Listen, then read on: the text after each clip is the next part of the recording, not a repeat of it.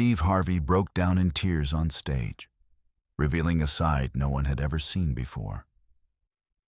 In an instant, the confident entertainer who commanded every room he entered was reduced to raw emotion, unable to speak, unable to hide. It wasn't scandal or controversy that cracked his polished exterior, but something far more powerful. The moment wasn't just shocking, it was transformative, proving that even the strongest among us carry wounds we rarely let others see. What caused this unshakable man to shatter in front of millions? The answer will change how you see him forever.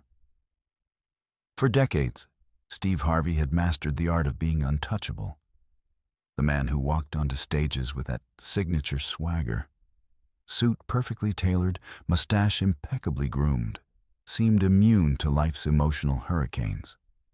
In an industry that chewed up and spat out talent with ruthless efficiency, Harvey hadn't just survived, he'd thrived, building an empire on the foundation of his seemingly bulletproof persona. His booming laugh could fill arenas. His quick wit could disarm the most difficult guests. And that look, that wide-eyed, incredulous stare when contestants gave ridiculous answers on Family Feud, had become cultural shorthand for comedic disbelief. It was a look that launched 1,000 memes, a facial expression so powerful it transcended television to become part of our shared cultural language. Steve Harvey doesn't break, people would say. Steve Harvey makes you break. This wasn't just audience perception, it was the brand he had carefully cultivated. The man who could handle anything, who remained unflappable in the face of chaos, who turned awkward moments into comedy gold. From his humble beginnings, performing stand-up in dingy clubs, to becoming a multimedia empire unto himself, Harvey had crafted an image of unshakable confidence. Television host, best-selling author, radio personality, businessman, he wore each hat with the same unwavering assurance. Even his failures, and there had been many on his climb to the top, were repackaged as stepping stones, lessons learned on the path to inevitable success. The world had seen him navigate career setbacks, public divorces, and even the infamous Miss Universe gaffe, where he announced the wrong winner on live television. Through it all, Harvey maintained his composure, turning potential career-ending moments into opportunities to demonstrate his resilience. He was the man who could laugh at himself before others had the chance, who could transform embarrassment into entertainment. His audience loved him for it. They didn't just watch Steve Harvey, they trusted him. His advice books sold millions because people believed in his strength, his wisdom, his ability to see through life's complications to the simple truths beneath. When he spoke about perseverance and faith, his words carried the weight of someone who had weathered storms and emerged stronger. The studio that day looked like any other. Bright lights, eager audience. The familiar Family Feud set where Harvey had delivered thousands of punchlines. Production assistants scurried about, making last-minute adjustments. Contestants waited nervously backstage, rehearsing their introductions. The crowd buzzed with anticipation, smartphones ready to capture whatever viral moment might unfold. They expected laughter. They expected entertainment. They expected the Steve Harvey they thought they knew, confident, controlled, charismatic. What nobody expected, least of all Harvey himself, was for the fortress he'd spent a lifetime building to come crumbling down before their eyes. There was no warning, no indication that this taping would be different from the thousands that had come before it. The man who had built a career on being predictably unpredictable was about to surprise everyone, including himself, in a way no one could have anticipated. But beneath the polished exterior and practiced smile, something was about to crack that would change how millions viewed this entertainment titan forever. The day had begun, like any other taping. The Family Feud audience settled into their seats with that electric anticipation that comes from being part of a live studio experience. Production assistants with clipboards darted between camera equipment, touching earpieces and nodding at unseen instructions. The familiar 3-2-1 countdown approached. When Steve Harvey strode onto the set, the audience erupted. His entrance was a masterclass in confidence. The slight head tilt, the knowing smile, the way he buttoned his jacket with one fluid motion before acknowledging the crowd. He was in his element, the conductor of this orchestrated chaos. "We've got a great show for you today," he announced, his voice carrying that perfect blend of authority and warmth that had become his trademark. The cameras panned across two excited families, ready for their moment of fame and the chance at prize money. The game began smoothly. Harvey worked the stage with practiced ease, delivering punchlines with perfect timing, building rapport with contestants, creating those moments of tension and release that made for good television. 3 rounds in, everything was proceeding exactly according to plan. That's when it happened. A commotion near the back of the studio audience drew attention. At first, it seemed like the kind of minor disruption that happens occasionally. Perhaps someone feeling unwell or an overeager fan. Harvey, ever the professional, continued with the show, though his eyes flicked briefly toward the disturbance. But the murmuring grew louder. Heads turned. A production assistant rushed down the aisle, followed by what appeared to be a medical professional. The cameras stayed focused on the game, but the energy in the room had shifted palpably. Harvey tried to maintain momentum. "All right now, let's get back to our game. We asked 100 people." His voice trailed off as a small figure appeared at the edge of the stage. A child, no more than 9 or 10 years old, stood there, looking impossibly tiny under the harsh studio lights. The boy's thin frame and pallid complexion immediately suggested illness. A hospital bracelet hung loosely from his wrist, and though he wore regular clothes, there was something in his careful movements that spoke of someone accustomed to pain.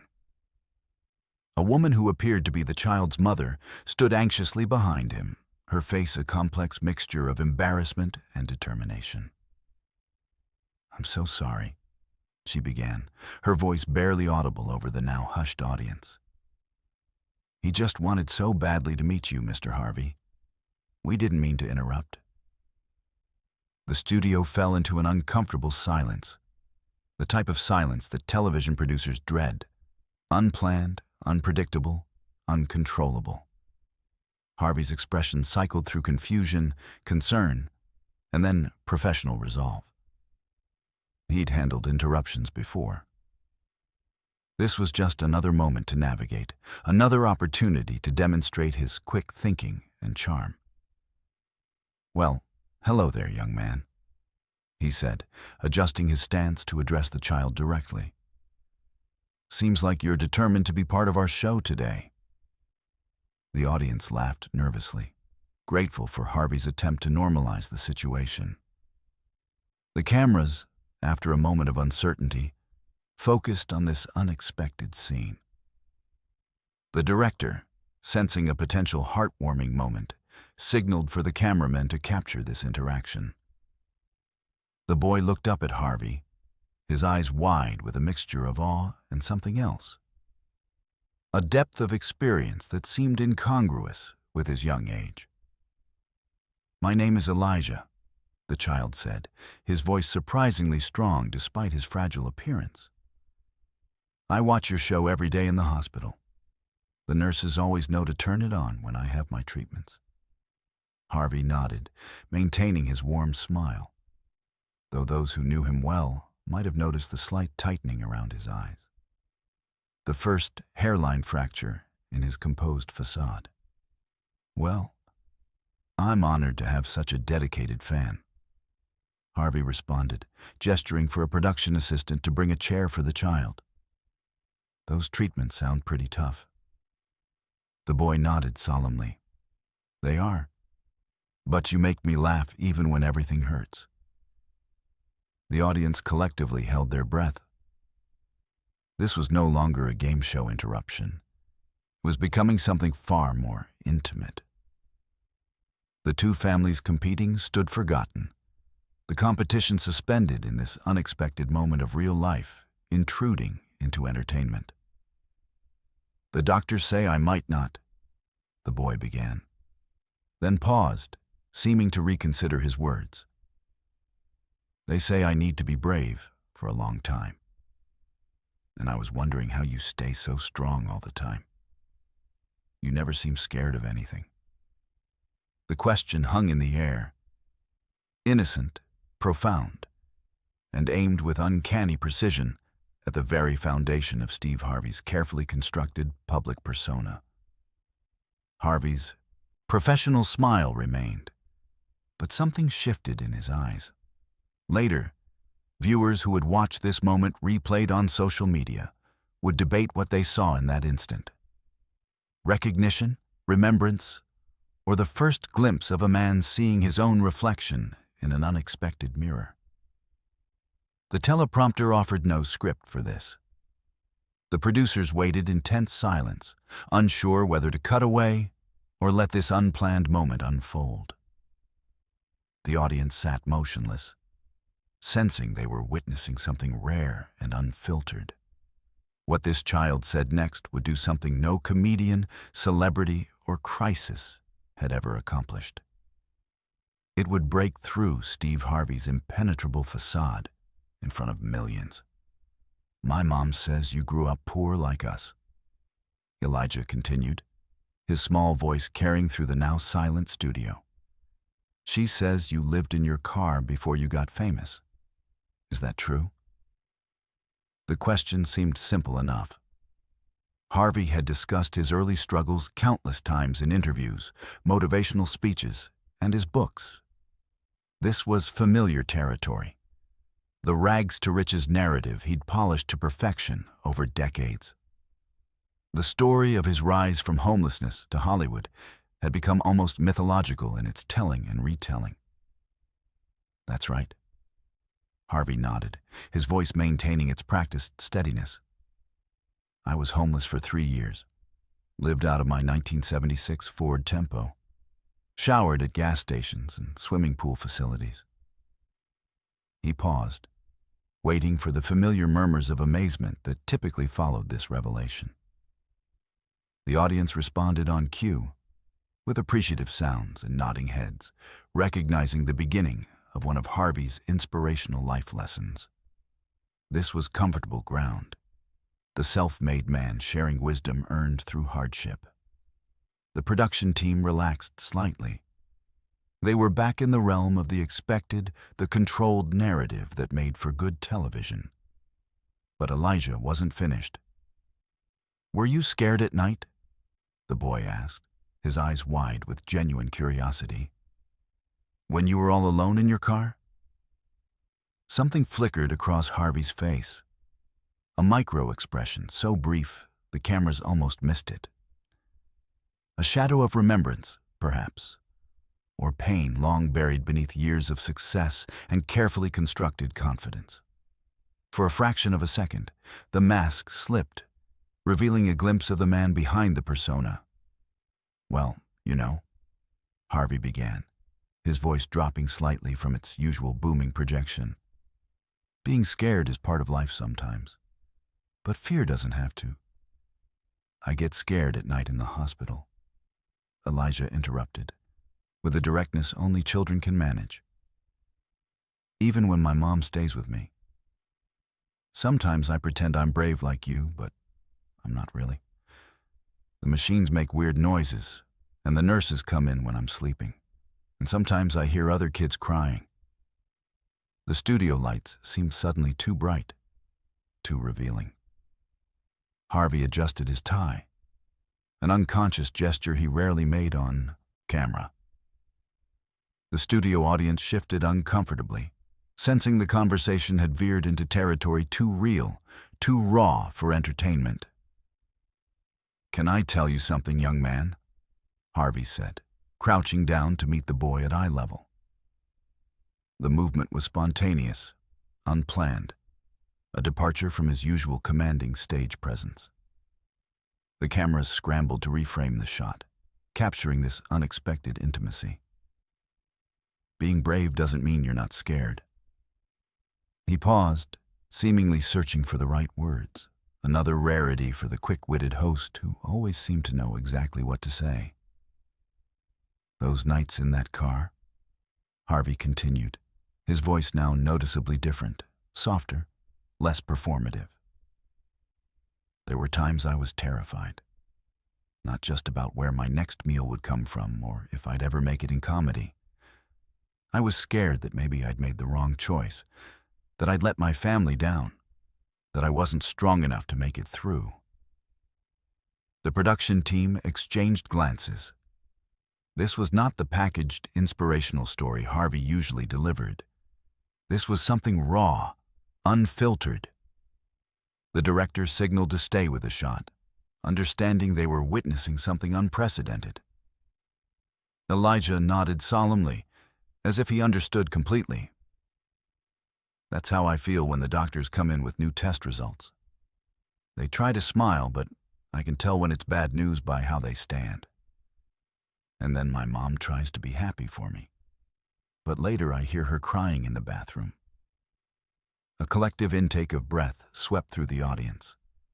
The child's words cut through the artifice of the studio environment, bringing reality crashing into the carefully constructed world of entertainment.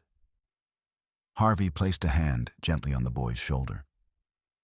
The gesture was paternal, protective.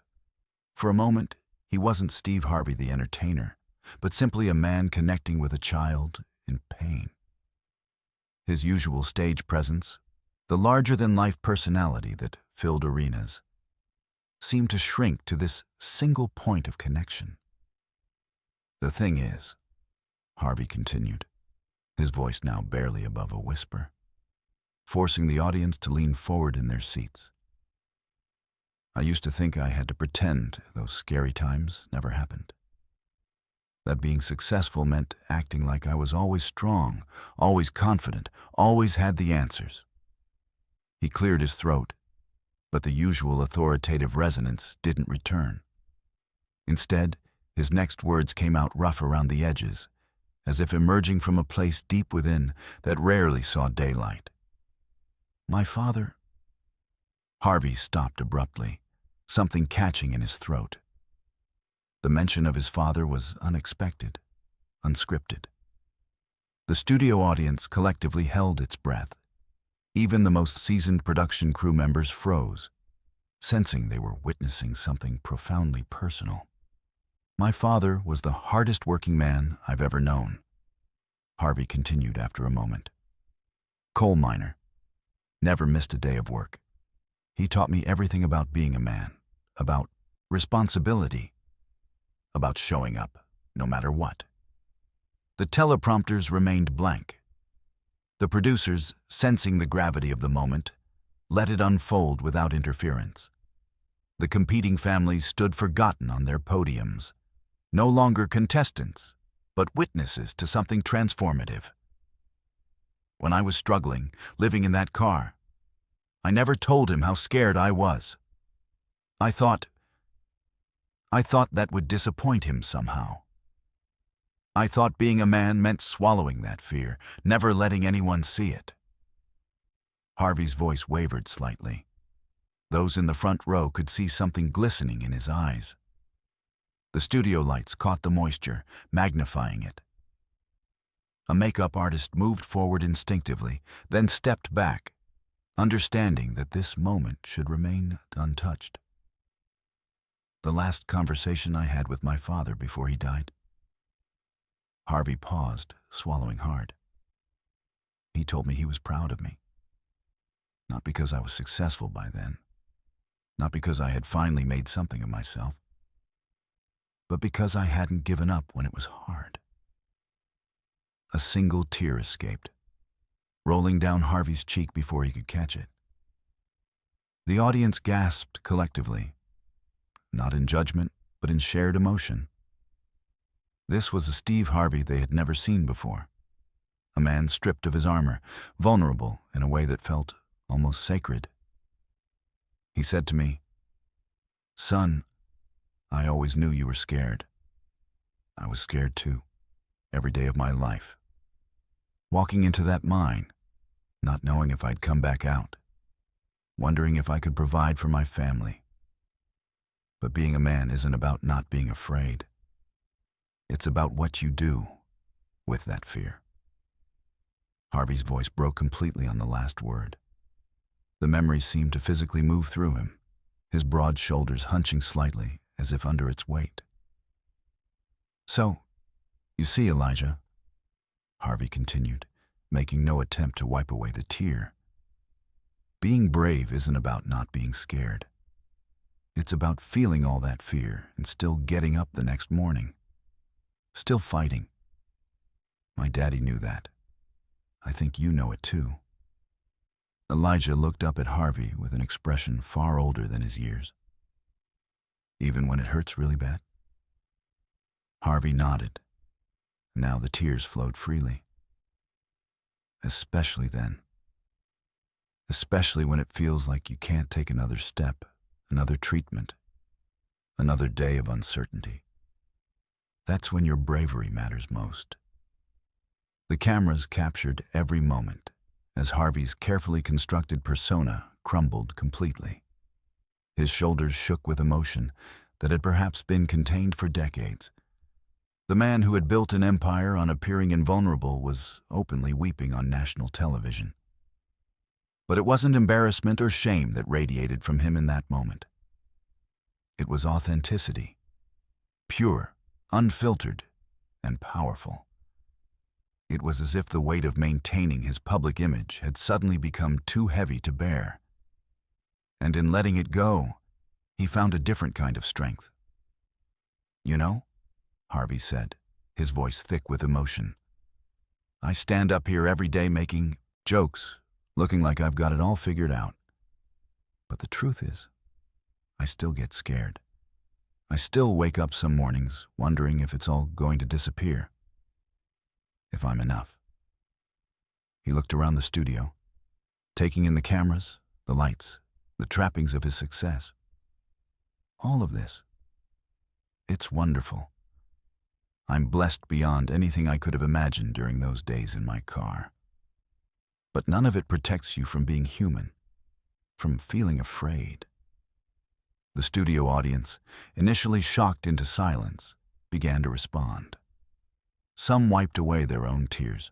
Others nodded in understanding. A few reached for the hands of those sitting beside them. The artificial division between entertainer and audience dissolved, replaced by a shared humanity that transcended roles. In the control room, producers watched in awe as ratings spiked dramatically. Social media platforms exploded with activity as clips of the moment began circulating in real time. What had begun as an unexpected interruption was transforming into something profound, a genuine human connection playing out before millions. "You know what gets me through those scared times now?" Harvey asked Elijah, his voice steadying slightly. The boy shook his head, hanging on every word. "Faith. Faith that there's a purpose to the struggle. And people. Having folks in your corner who love you, even when you're not strong, even when you're not the person everyone thinks you are." Harvey looked up at Elijah's mother, who stood watching with tears streaming down her face. "Like your mama there, standing by you through all of this. That's real strength." Elijah's mother stepped forward, her hands trembling. "I'm so sorry," she began. "We never meant to disrupt your show. He just admires you so much, and when we found out we were being discharged today and might pass by the studio..." Harvey shook his head, cutting her off gently. "No," he said, his voice still thick with emotion. "Don't apologize. Your son just taught me something I've been needing to learn for a long time."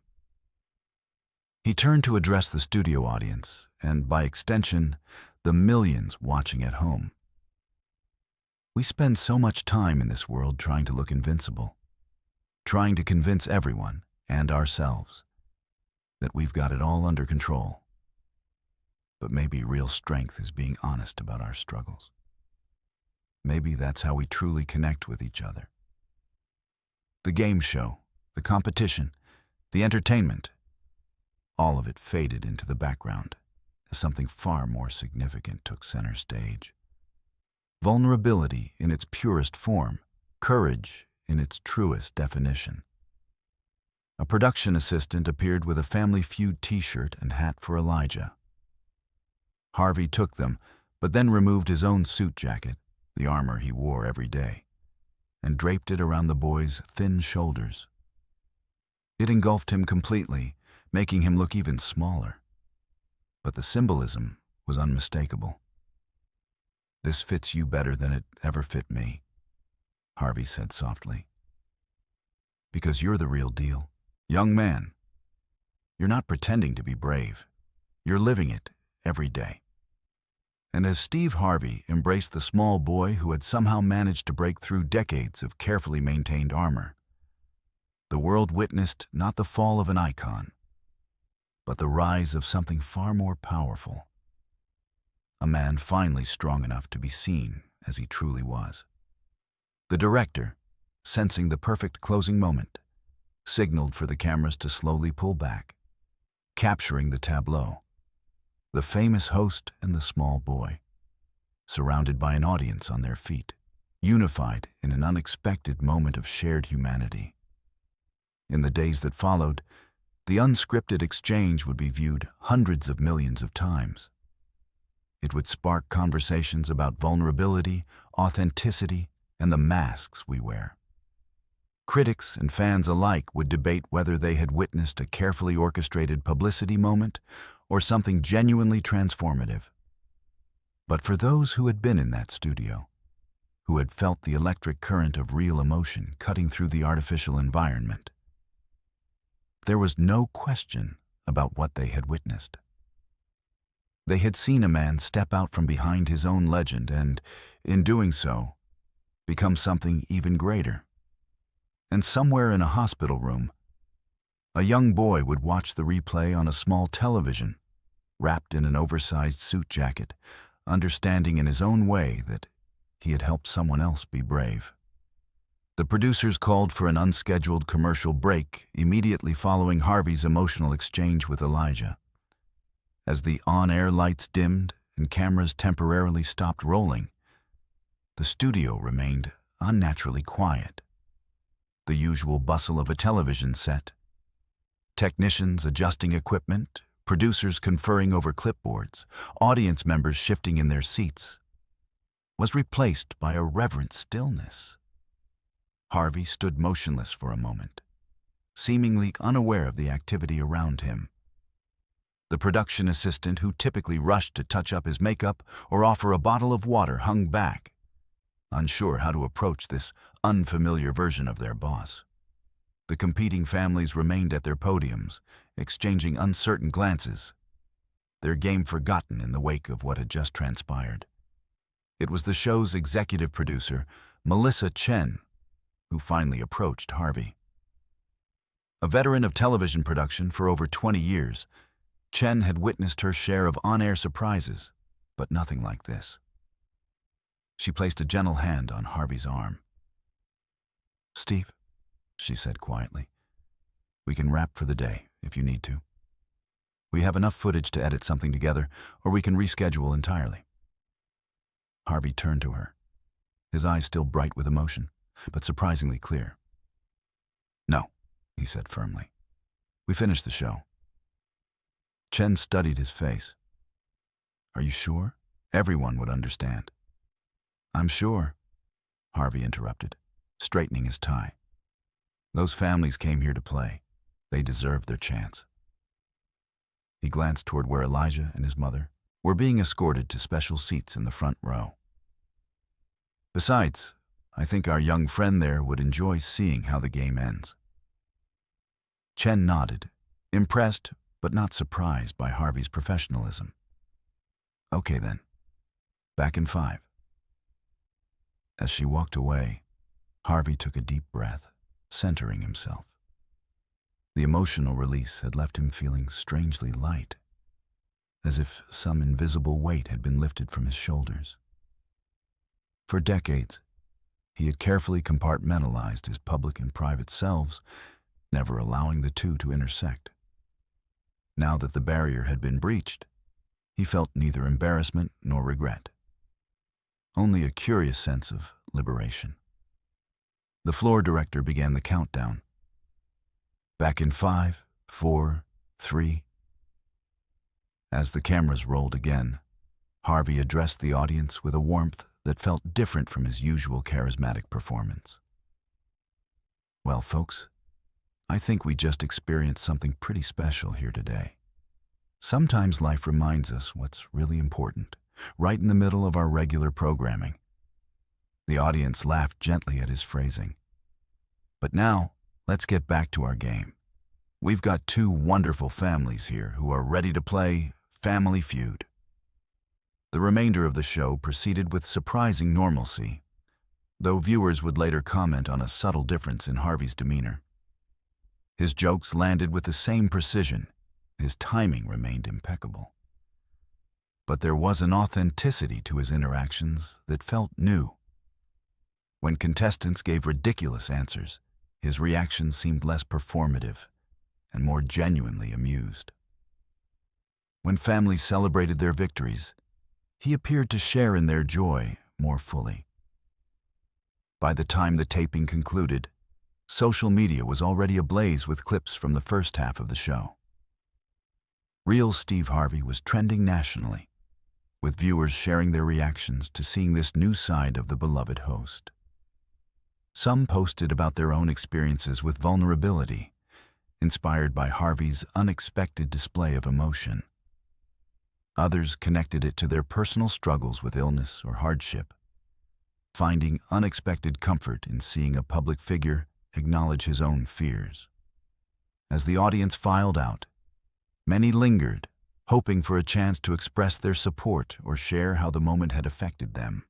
Harvey, typically quick to retreat to his dressing room after tapings, stayed on the stage, shaking hands and accepting the embraces of strangers who suddenly felt like friends. Elijah and his mother waited until the crowd thinned before approaching again. The boy looked tired now, the excitement of the day taking its toll on his fragile health, but his eyes still shone with happiness. "Thank you for letting us stay for the whole show, Mr. Harvey," his mother said. It meant the world to him. Harvey crouched down once more to Elijah's level. "Thank you, young man. You did something important today. You reminded a lot of people, including me, what courage really looks like." Elijah smiled shyly. "Can I tell you a secret?" he whispered. Harvey leaned closer. "Of course. The doctors said my new treatment is working better than they thought. I might get to go back to school next year." Harvey felt his eyes grow moist again, but this time the emotion came without resistance. "That's the best news I've heard all day. And when you do go back, you tell those other kids that Steve Harvey says you're the bravest person he knows." After they left, Harvey made his way to his dressing room, closing the door behind him. For the first time in years, he looked at himself in the mirror without immediately assessing his appearance for the camera. Instead, he saw himself as he truly was. A man who had journeyed far from that forward tempo, but who still carried with him the fears and insecurities of those days. His phone buzzed incessantly with notifications. His publicist had called 17 times. His agent had texted, "What the hell happened out there?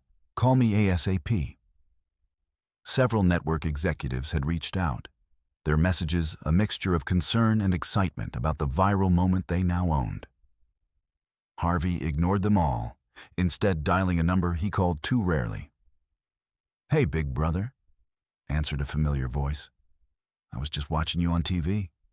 Seems like you had quite a day." "Yeah," Harvey replied, his voice steady but soft. "Listen, I've been thinking. Remember how Dad used to take us fishing on Sundays? I was wondering if you and the boys might want to go this weekend. It's been too long since we just sat and talked." The silence on the other end spoke volumes. This invitation, this reaching out, represented a shift that his brother recognized immediately. "We'll be there," his brother finally responded, his voice thick with understanding. "Just tell us when and where." The following morning's production meeting began with an unusual atmosphere. The team, accustomed to Harvey's business-like approach to show planning, seemed unsure how to address the previous day's events. They reviewed footage with careful professionalism, discussing editing choices and promotional strategies without directly mentioning the emotional core of what had transpired. Finally, Chen broke the tension. "So, about yesterday. The network called. The clips have already been viewed over 20 million times across platforms. They want to know how we want to handle this going forward." All eyes turned to Harvey, who had been uncharacteristically quiet during the meeting. "What are our options?" he asked. "Well," Chen replied, consulting her notes, "they're suggesting we lean into it. A special episode focused on inspirational stories. Maybe bring Elijah back, follow up on his treatment. They're thinking we could position you as more than just a game show host, more of an inspirational figure." Harvey nodded thoughtfully. "And the other option?" "We edit around the most emotional parts. Keep the interaction but minimize the intensity. Frame it as a sweet moment rather than a transformative one. Business as usual." The room fell silent, waiting for Harvey's decision. For years, his brand had been built on carefully controlled presentations of himself. This potential pivot represented a significant risk to the empire he had built. Harvey stood and walked to the window, looking out at the Los Angeles skyline. The city that had embraced him, that had rewarded his talent and perseverance with success beyond his wildest dreams. The city where he had arrived decades earlier, with nothing but determination and fear he never acknowledged. "You know," he said finally, still gazing out the window, "I spent most of my career thinking that people wanted perfection from me, that my job was to be larger than life, untouchable. I thought vulnerability was a weakness I couldn't afford to show." He turned back to face his team. "But yesterday, when I was at my most vulnerable, I felt more connected to that audience than I have in years. Maybe that's worth exploring." Chen smiled. "So we lean into it?" Harvey nodded, his decision made. "We lean into it, but not as some calculated brand adjustment. If we're going to do this, we do it honestly. Real stories, real emotions. No manufacturing moments or exploiting people's pain for ratings." "The network will be thrilled," Chen said. "The network isn't who I'm thinking about," Harvey replied. "There's a kid in a hospital room who reminded me what matters. I'd rather honor that than worry about strategy right now." As the meeting concluded and the team dispersed, Harvey's phone buzzed with a text message. It was from an unknown number, but the content made the sender clear. "Elijah wanted me to tell you he's feeling strong today. Your jacket is hanging in his room. He says it helps him be brave during treatments. Thank you for seeing him. For really seeing him." Harvey read the message twice, then slipped the phone back into his pocket. For the first time in longer than he could remember, he felt no need to project strength or confidence. Instead, he allowed himself to feel exactly what he was feeling: gratitude, humility, and the quiet certainty that comes from finally stepping into your truth. Outside his office, the machinery of his entertainment empire continued its work. Shows were being planned, contracts negotiated, appearances scheduled.